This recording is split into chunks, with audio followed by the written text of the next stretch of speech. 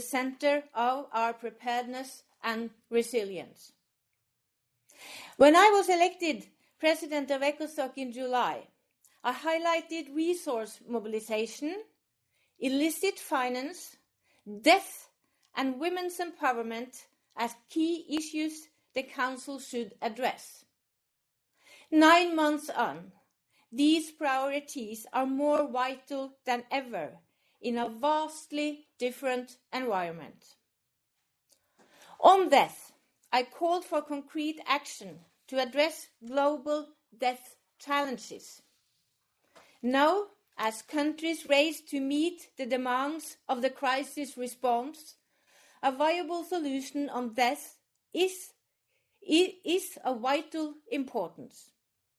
And I welcome the many options and solutions to the debt issues which has been proposed, including the G20 Finance Ministers' Action Plan that calls for debt moratorium for IDA countries, the call by the heads of IMF and the World Bank, and actions by the Paris Club. I also welcome the call by the Prime Minister of Pakistan for a global initiative for debt relief to promote a comprehensive solution to the debt issues and financing for sustainable development, and all similar initiatives and proposals. I further commend the Secretary General for issuing a policy brief on death and COVID-19.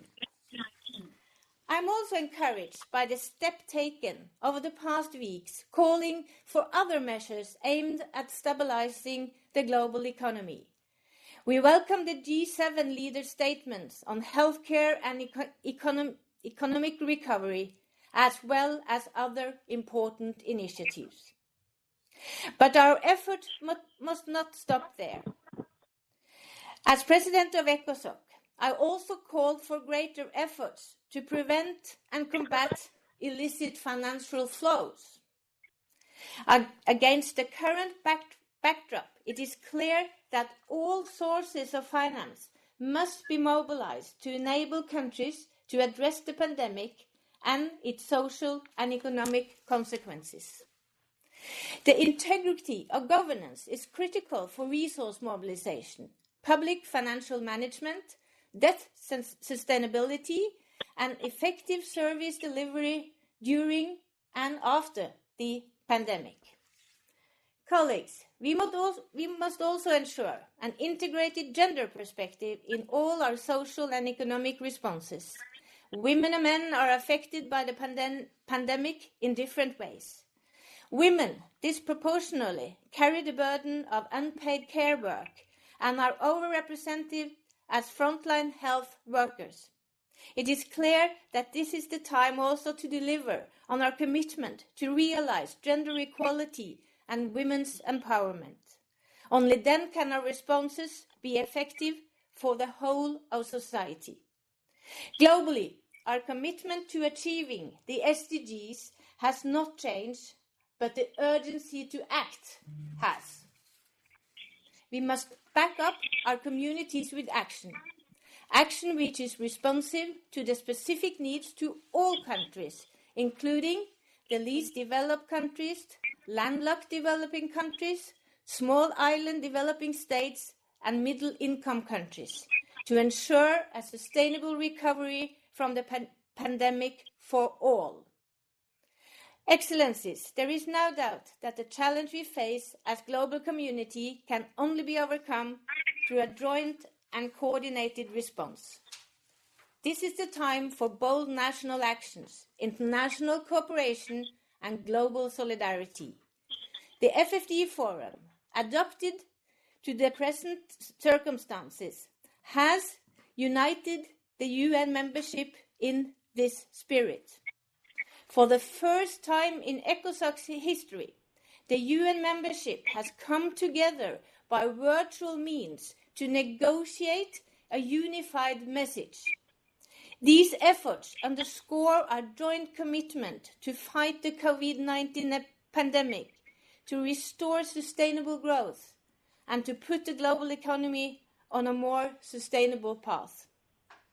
The outcome document that was agreed upon this week would be the first universal agreement to finance the immediate response to COVID-19 and longer-term recovery under the auspices of the United Nations. A significant achievement. Let me take this opportunity to thank the trailblazing co-facilitators of the outcome document, the permanent representative of Barbados and Latvia, who, with hard work and creativity, have done their utmost to make this ambitious endeavour a success. And I would like also to thank all countries for their vital contribution and utmost flexibility in these unusual times. Dear colleagues, today's meeting will not be the end of the conversation on the pandemic and its impact on the 2030 and Addis agenda in the realm of ECOSOC. The Council will continue to act as an inclusive platform to mobilize all relevant stakeholders. Let me assure you that the Economic and Social Council of the United Nations is fully mobilized through its bodies, experts and partners to support a strong, immediate response and an inclusive, sustainable recovery. I thank you. We are very fortunate today to have the Secretary General of the United Nations, His Excellency Antonio Guterres, with us this morning to address us. Thank you very much, Secretary General, for joining us. Mr. Secretary General, you have the floor. Thank you, Madam Chair, Excellencies, ladies and gentlemen. COVID-19 is an unprecedented and devastating crisis that is affecting everyone, everywhere. No region or country is spared. And this is a defining moment in human history, and we will only succeed through unity and leadership. We must target all our efforts towards beating this pandemic, which could spread like wildfire with the deadliest consequences for the most vulnerable. I reiterate my appeal for an immediate global ceasefire so that we can focus our efforts on our common enemy, the COVID-19 pandemic. This is not only a health crisis, but a human crisis, a job crisis, a humanitarian crisis, and a development crisis. And it's not just about the most vulnerable. This pandemic shows that we are all at risk because we are only as strong as the weakest health system. Its unprecedented scale demands an unprecedented response. Excellencies, I have issued a global three-point call to action in response to COVID-19 pandemic. First, we must take decisive action to suppress the virus and alleviate suffering. That demands a globally coordinated health response led by the World Health Organization.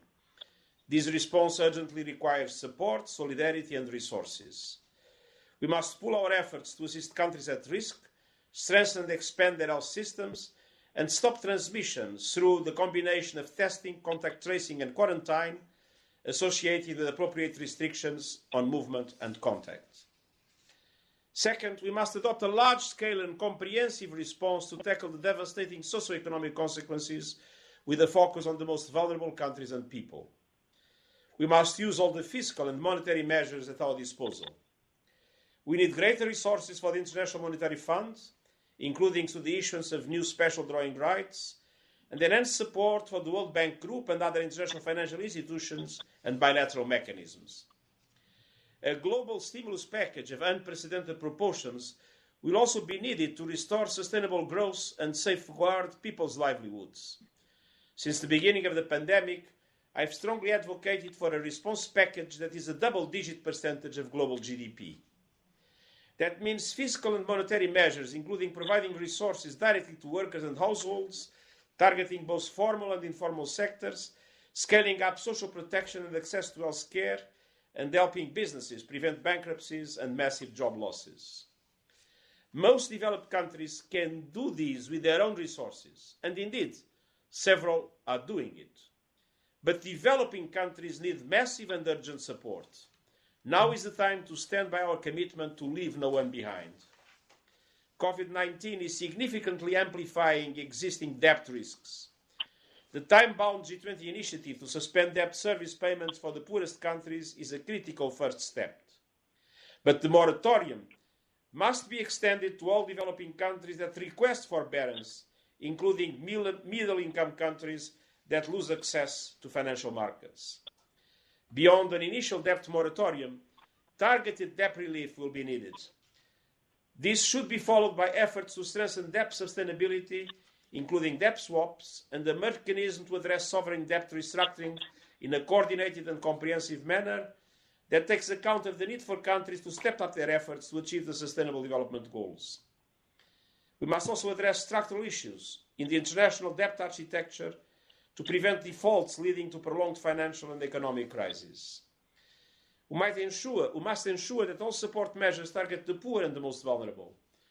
Refugees and other displaced by violent conflict are especially at risk, and I urge your strong and continued support for our global humanitarian response plan. Economic instability will have particularly devastating impacts on women and girls. We need women's leadership and contributions at all levels if you are to avoid the most catastrophic consequences of this pandemic. Excellencies, the third step is recovering better. COVID-19 has highlighted global inequalities and injustices that cannot continue, including gender inequality. It has laid bare the way in which economies are sustained through the invisible, unpaid domestic labor of women.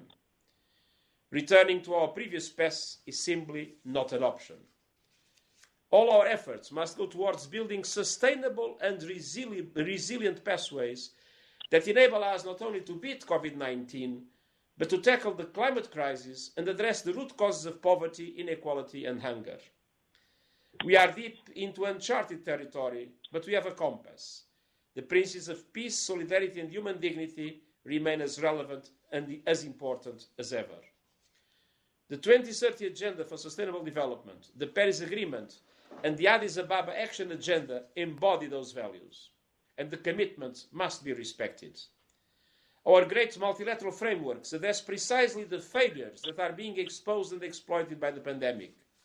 Stark inequalities in income and access to finance, high indebtedness, a highly leveraged financial system, and a dysfunctional multilateral trading system.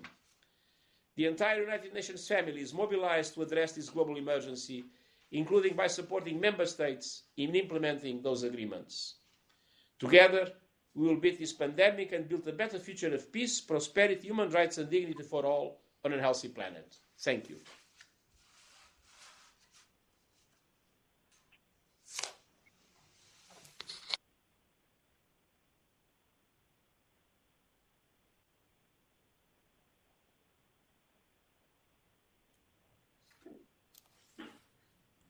Okay. So, I thank the Secretary General for his statement. We are also very fortunate to have the President of the General Assembly with us. So thank you so much, PGA, for joining us this morning. We are really happy that you are here. So without further ado, I give the floor to you. Thank you. Madam President, Excellencies, distinguished friends, I'm delighted to be here with you today for the annual ECOSOC Forum for Financing for Development. This year's forum takes place at a critical moment as we contend with the novel coronavirus, which is putting our health systems under an unprecedented stress. I avail of this opportunity to express my solidarity with member states who are fighting COVID-19. I extend my sincere condolences to those who have lost loved ones. The current health emergency affects everyone, everywhere, with a devastating impact on the livelihoods of the people we serve. The COVID-19 crisis is bringing to light vulnerabilities and fragilities of our systems and institutions. The crisis has come just as we're embarking on the decade of action to implement the Sustainable Development Goals. However, our targets have not changed. We must remain steadfast in our commitment to implement Agenda 2030 and the Addis Ababa Action Agenda. We must demonstrate even greater resolve than ever before to galvanize urgent multilateral action now. Excellencies, mobilizing sufficient resources will be essential in order to effectively combat COVID-19. Moreover, it will be critical to restoring our societies and progressing along the path to 2030 and a sustainable world. While no country would be spared from the economic impact of this crisis, developing countries will be hit the hardest, even if they do not experience an outbreak of COVID-19. The most vulnerable countries face financial constraints, lack the fiscal space and capacity to cope with the crisis. Most of them would, in addition, be affected by the global economic repercussions of this crisis, due in part to a slump in commodity prices and a reversal of financing flows. To build resilience for the poorest and most vulnerable people, we must ensure sufficient financing. This is a global pandemic, Excellencies, and our resolve must be global, comprehensive, and well coordinated. Our efforts must be directed towards all 7 action areas of the Addis Ababa Action Agenda. This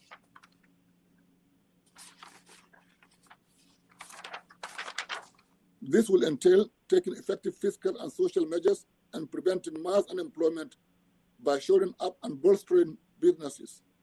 We need to promote fair trade and innovative financing, and we must honor official development assistance commitments.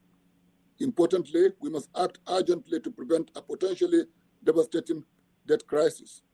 Rising debt levels severely limit countries' ability to provide essential public services such as healthcare and social protection. We must move swiftly on debt and concessional finance to support the most vulnerable people we serve.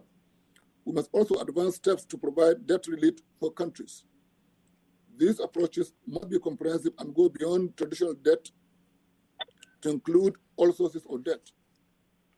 In order to minimize the real risk of rising debt levels, we need political will and steadfast international cooperation. And I call on all member states to help ensure crucial liquidity in many developing countries suffering from a heavy debt burden. I welcome the early initiative shown by the G20, the World Bank and IMF, as well as the Global Initiative for Debt Relief, called by Pakistan. We must leave no one behind in this time of crisis. This is our commitment. Effective public revenue generation will be key to financing resilient systems now and in the future. The time has come to take concrete action to fight illicit financial flows so that countries can mobilize funds for essential public expenditure.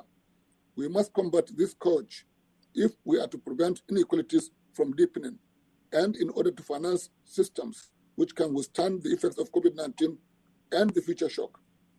These are some of the issues with the panel on financial accountability, transparency, and integrity, which we convened, will examine closer. Excellencies, COVID-19 is indeed the greatest test of this generation's commitment to multilateralism. Global citizenship and solidarity will be defined by our action. In our response, Excellencies, let us shift towards a more sustainable and resilient path and build a world fit for future generations. The Addis Ababa framework is there to guide us. It is time to heed our pledge. I'm encouraged by the wider participation of so many member states and stakeholders at the forum. Furthermore, I commend the leadership of those who have already made important contributions.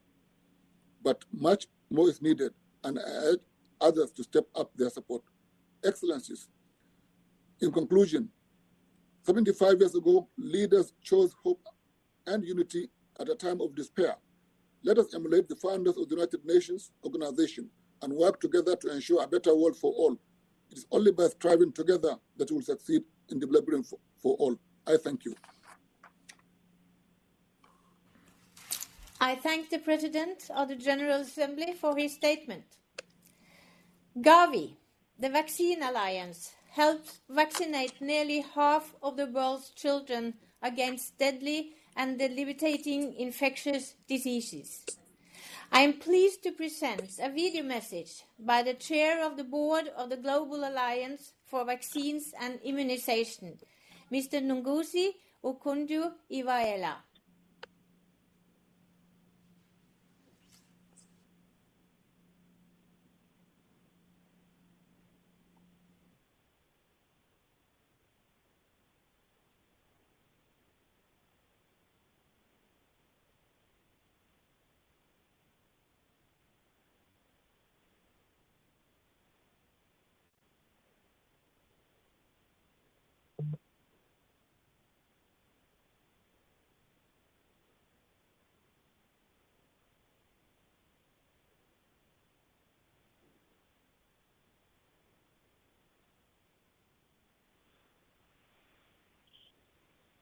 I'm very sorry to interrupt, but it seems that there is no sound on your video.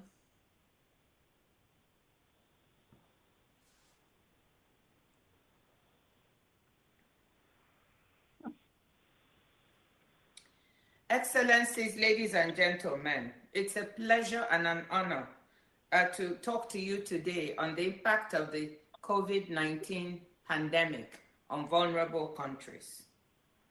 The poorer and more vulnerable countries in the world have experienced the COVID-19 pandemic in an interesting and different fashion. For them, it began first as an economic crisis, as the global demand plummeted for the commodities that they produce and export. As the health crisis in China and Europe worsened, the economic crisis in these vulnerable countries, many of them in Africa, also worsened. Taking countries in Africa, for example, commodity prices plunged. For example, between December 2019 and March 2020, oil prices dropped by 50%, and in fact, oil prices are still dropping. The price of industrial metals dropped by 11%. Tourism receipts declined. Remittances also declined. All this led to macroeconomic instability, to capital flight and exchange rate volatility. Also a rise in inflation, which was in fact compounded by the fact that the most important food and pharmaceutical imports that these countries import became hard to come by as supply chains dried up. When the pandemic arrived and the health crisis set in vulnerable countries, governments acted responsibly. They implemented lockdowns, border tightenings and closures, social distancing. While this has been necessary to save lives, it has compounded the economic crisis and led to a social and possibly food crisis. 70% of workers in Africa's urban areas, for instance, are in the informal sector, earning their living on a day-to-day basis. Lockdowns mean that there's no money, no work, no money, no food for the family. So you can have a perfect storm in vulnerable countries of a health crisis which morphs into an economic and financial crisis, and then into a food crisis, all of this leading to a social crisis and possible unrest. This type of situation is what must be mitigated. The international community must fight this global public bad that is the pandemic by finding an approach that promotes the global public good. It is important for the world to understand that no country is safe in this pandemic until all countries are safe. Rich countries have the ability to deliver large fiscal stimuluses to their economies and to spend their way out of the economic and health crisis. Vulnerable countries do not have that. And they do not have the fiscal space. These countries have implemented the right policies. The lockdowns, as I said earlier, they also with taxes and taking other fiscal and economic measures in order to provide some measure of stimulus for their economies and to be able to feed vulnerable families and help households and small businesses. You know, G7 countries implemented a fiscal stimulus of about 8 to 10% of GDP. Japan even went as high as 20% of GDP. If I take African countries, for example, again, they were able to implement a stimulus of 0.8% of GDP, just about 1/10 of what the rich countries were able to do. So the international community must come up with additional support and additional resources to assist. And this can take several formats. One of the things that we've suggested is a debt standstill. A 2-year debt standstill will release resources which vulnerable countries can use immediately to be able to buy medical supplies and equipment, test kits, ventilators, pay community health workers and other health workers. As you know, many of these countries are indebted. Some of it is bilateral debt, some of it is multilateral, some of it is private and commercial. That is why it's necessary that there should be consideration for an across-the-board 2-year standstill to release resources for these countries. So that's for the short term. Focus on the health issues and buying the necessary supplies and equipment which are in short supply in these countries. In the medium term, there should be support for a viable and sustainable solution to the pandemic and to the health crisis. And that is in the nature of a vaccine. There must be support for the development, delivery, and scaling up of a vaccine that can serve not only the rich world, but also will be available for poorer and vulnerable countries at affordable prices.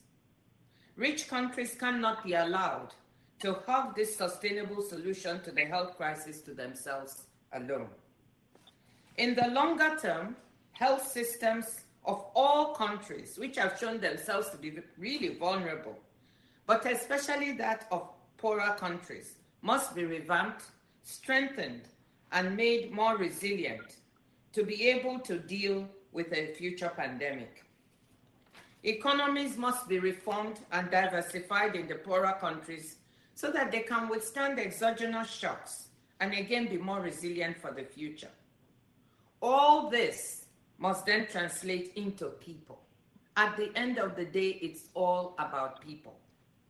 It's about making sure that poorer people among us, poor people in the vulnerable countries, are made strong, that households have the transfers, the resources, and the support they need in order to survive, that children, girls, boys, are made strong and able to go to school and have hope for the future, that in short, households are made resilient, that their farms, their other small businesses are strengthened to earn their livelihoods for the future. This is what this is all about. Working together, turning a global public bad into a global public good. We can and we must defeat the COVID-19 pandemic. Thank you. I thank the chair of GAVI, and I now invite Mrs. Nyaradzayi Gumbonzvanda, chair of the board of Action Aid International, to deliver a keynote address on the topic, Overcoming the Pandemic, What Will It Take for the Most Vulnerable Countries? Thank you for joining us.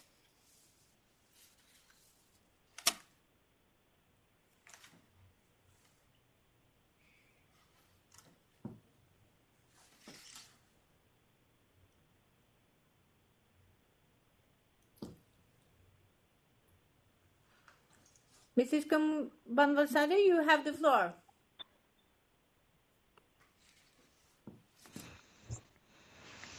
Thank you, Madam Chair, Your Excellencies, ladies, gentlemen, and friends.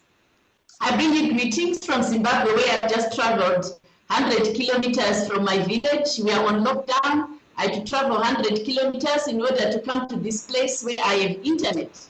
I have no internet in my village, so that I can participate in the forum.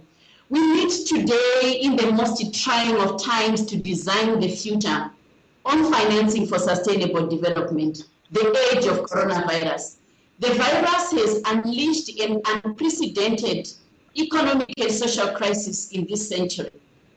And therefore, we are challenged to rethink financing, to rethink sustainability and development. We must revisit the fundamental values that underpin financing for development. human and global solidarity to be at the center, human well-being, so that financing is more than just an issue of economic growth, nor national self-interest, nor profit. And this should inform and be the basis of our strategies. We must reclaim the ethos of the United Nations Charter, the right to dignity, development, and the fundamental principles of equality between all human beings. We are where we are today, standing on the brink of a catastrophe because of the yawning gaps we have tolerated in social and economic rights, such as access to health care, clean water, and right to decent work. Gaps between the rich and the poor, between men and women, between boys and girls, and within and between nations. Medical experts are telling us that those most vulnerable to coronavirus are people with pre-existing conditions. Well, inequality, and especially gender inequality, is the mother of all pre-existing conditionalities. We have seen in Louisiana in the US, for example, that African Americans make up a third of the population and about 70% of the corona deaths. Why? Poor nutrition, chronic ill health, inability to afford medical care, stress, exposure to pollution and unsafe workplaces. All these are violations that go with discrimination and poverty. And even much worse, in many of our communities in developing countries in the world. As we know, the COVID-19 health emergency is also triggering and exacerbating an economic crisis. We've just heard my sister Ngozi speak on it. Vicious as that crisis is in the global north, it will be utterly devastating for women, informal workers, and farmers and economists in the global south. In Bangladesh, for example, poor households have seen income slide by 80% since February. Most say that they only have enough to feed their families for another week. Yesterday, we heard the head of the World Food Program warning us that countries already hit hard by climate change and conflict are heading for famine of biblical proportions within months. The CSO Group on Financing for Development aptly stated in their recent statement that coronavirus is exposing the consequences of decades of deregulation, severe underfunding of public services and workers' rights, and the unsustainable extraction of labor, of wealth, of resources from the global south through a one-sided globalization. After years of systematic underinvestment, only 15% of low-income countries have healthcare systems that meet the WHO minimum standards. 2/3 of these countries are spending more on debt service payments than on public health care. In Nigeria, ActionAid has found some health centers don't even have running water. In one such center, family members have to fetch water from a pond in order to use at the center. And this is happening in many of our communities. According to the World Bank, only 1 in 5 people in sub-Saharan Africa are covered by any kind of pension, social protection, or safety net. In my own country, here in Zimbabwe, the support that the government can afford to give the most vulnerable as the most vulnerable social protection measure has been announced as $200 Zimbabwean per month, which is only enough to buy 7 loaves of bread, just to show that even the social measures that are there are not adequate for those who are extremely poor. Unless this change is fast, 500 million people could be pushed into extreme poverty in the developing countries. So the question is, what are we going to do about it? As we have heard so many times from the civil society and many actors, the bottom line is that everybody's life, everybody's rights and income must and can be protected. The Universal Declaration on Human Rights demands no less, and the pandemic demands no less, because where no one is safe until everyone is safe. In order to achieve this, ActionAid is calling for a global people's bailout worth of at least $4.6 trillion. This may sound a lot of money until you consider that wealthy countries have already committed almost twice that much to stimulate their own economies. The 5-point plan for the global people's bailout should include: 1, rich countries must provide a one-time aid boost of at least $500 billion. This aid should not be diverted from existing priorities. That would be robbing Peter to pay Paul, as the saying goes. More coronavirus funds should be earmarked for direct funding to CSOs, particularly local groups, and women frontline responders who are already on the ground and understand people's needs. 2, IMF members must agree on an emergency allocation of extra liquidity with no conditions attached for all countries, releasing $3 trillion in the IMF SDR. The special drawing rights would give African governments $250 billion for their fighting fund. 3, all creditors, public and private, should immediately suspend payments by developing countries until 2022. This would free up $50 billion for low-income countries alone, definitely prioritized and accounted for. 4, austerity policies advised by the international financial institutions and others must be reversed.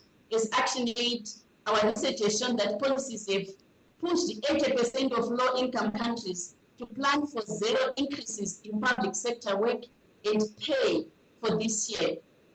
And definitely these are issues which have a huge impact. In planning their national financing packages, our governments must prioritize working people over shareholders and protect lives, the rights and the livelihoods of the most vulnerable, including women, informal workers, market traders, smallholder farmers, whose contribution to their local economies is immense. This unprecedented crisis is also the time for governments to take bold steps to stop leakages from their economies, such as illicit financial flows, tax loopholes, perverse subsidies for fossil fuels, and corruption. Even as we fight the immediate crisis of unemployment, hunger, discrimination, gender-based violence, and sickness, we must ask, what is the exit plan? What is the big plan? Therefore, in moving forward, first is a very clear message that no lasting global recovery can be achieved without living wages and social protection for all workers, redistribution of women's unpaid care work and domestic work, and significant strengthening of public services and institutions. That governments can pay for this by massively expanding domestic resource mobilization, rejecting austerity policies to playing a more active redistributive role in the economy, and introducing progressive tax reform. ActionAid research shows that almost all developing countries who double spending on education and on health within 5 years by increasing tax to GDP rates at an average of 1% per year. And even we have to reduce military expenditure. There's also a compelling case for governments to reduce a COVID-19 wealth tax to help fund the recovery. Even more could be achieved through coordinated global action for tax reform, including setting up a UN tax body to end the US of tax havens where trillions of dollars are lying idle. Also critical to be the greater international investment in public goods and an end to backsliding on overseas development assistance targets we've seen in recent years. As I come to my conclusions, I also want to emphasize that no lasting global recovery can be achieved without transition from dependence on fossil fuels and investments in sustainable local production and consumption and food sovereignty. Coronavirus is the canary on the coal mine, warning us of much bigger disaster on the way if we do not fundamentally change the predatory global economic system and put people and planet ahead of profit.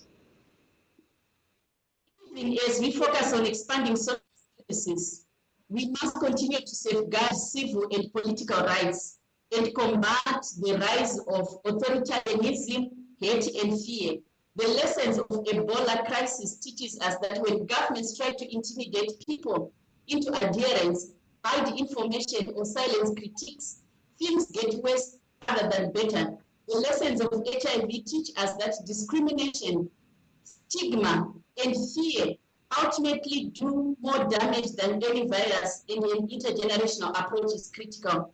We can either exit from the coronavirus, we can neither exit from the coronavirus nor survive the climate catastrophe without strengthening multilateral institutions, particularly the United Nations.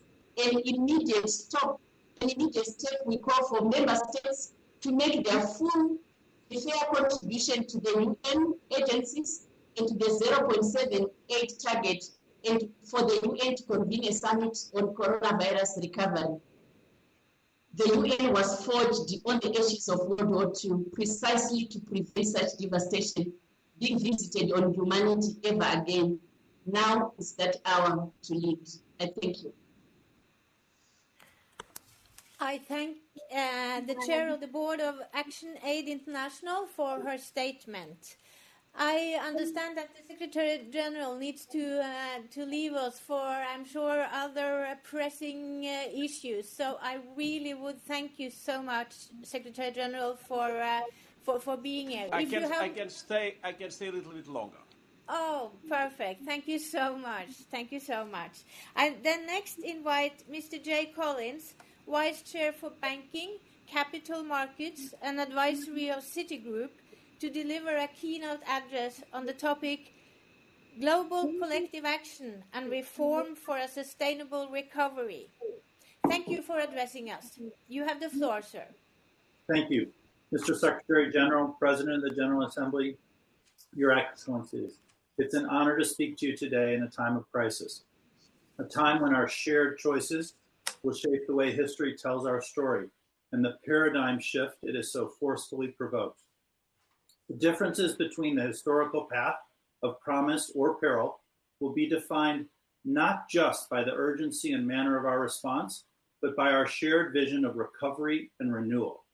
I speak not just of the ongoing COVID-19 pandemic that has struck the planet with scant concern for human suffering and vast economic destruction and financial cost, but also of how will we recover from the blow COVID-19 has dealt to our sustainable development goals. Let me begin today on behalf of Citi and the private sector by applauding the efforts of the UN Economic and Social Council to urgently address the plethora of seismic challenges so tragically exacerbated by COVID-19. Citi and the other 30 investor, corporate, and bank members of the Global Investors for Sustainable Development Alliance, GISD, chaired by the Secretary General, continue ready, willing, and able to lead the way in developing the roadmap for accelerating funding for sustainability. We can be proud thus far of the speed and size of the multi-trillion-dollar mobilization of capital. We have demonstrated that we are capable of radical and forceful societal responses in the developed world. However, we have only just begun to fight COVID's wrath in the developing world. As the pandemic shows little respect for national boundaries, we must embrace the opportunity to reinforce, repurpose, and reinvigorate the multilateral cooperation mechanisms and organizations of the Bretton Woods eras if we are to meet the developing world challenges. As the COVID crisis continues, we should urge that massive stimulus efforts be done sustainably, targeted and tracked to the SDGs, and compatible with the Paris trajectory. Climate change and global pandemics both epitomize the phenomenon that Michelle Walker's gray rhino, that is, the neglect of the highly probable, high-impact global threat. Yet, many had in fact told us that a pandemic was coming, and we did not responsibly prepare. As Mark Carnley has so ably pointed out, climate change also embeds within it the tragedy of commons, where the cost of inaction today is felt by future generations, well beyond humanity's traditional economic and political time horizons. Let us not let our grandchildren look back on climate change as humanity's worst gray rhino moment, but also use COVID's crisis to regalvanize our resolve against it. We must embrace an intense dialogue with policymakers, regulators, and the private sector, not just on funding and incentivizing the glide path of energy transition, but how to manage the new headwinds that low oil prices, COVID-strained budgets, fiscal duress, and drained capital coffers present.